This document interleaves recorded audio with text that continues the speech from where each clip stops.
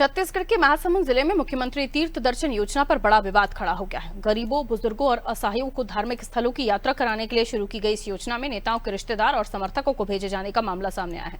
जिन बुजुर्गों को भगवान के दर्शन का सपना दिखाया गया था, वो आज भी अपनी बारी का इंतजार कर रहे हैं और 50-55 साल के लोगों को सहयोगी बताकर यात्रा में शामिल कर लिया गया। कांग्रेस का कहना है कि भाजपा ने गरीबों की जगह अपने लोगों को भेजकर योजना का गलत इस्तेमाल किया, जबकि भाजपा ने इन आरोपों को बेबुनियाद बताया और जांच की बात कही। समाज कल्याण विभाग का कहना है कि सूची जनपद और नगर निकायों से आई थी, लेकिन अब जांच में ये तय होगा कि आखिर गलती हुई या जानबूझकर नियमों की अनदेखी की गई।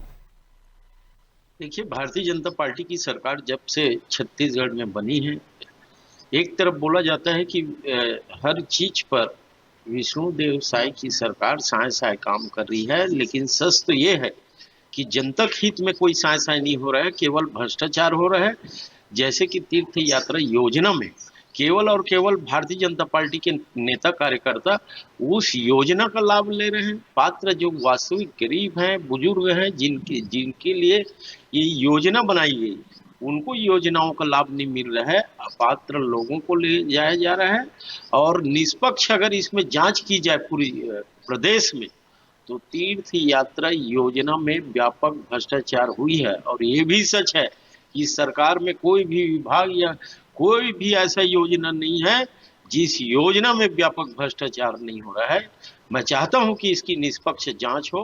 देखिए, भीड़ है, अभी लगभग 300 लोगों के आसपास तीर्थ यात्रा में गए हैं। उस भीड़ में कौन जा रहा है, झंडी दिखाते समय ये तुरंत संज्ञान में नहीं आ पाया होगा, पर इसको अभी आपके माध्यम से हमें पता चला है, हम इसको संज्ञान में लेंगे।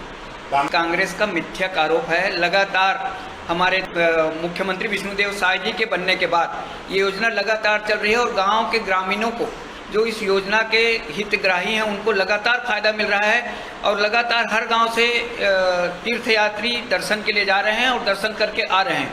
कांग्रेस के आरोप मिथ्या आरोप।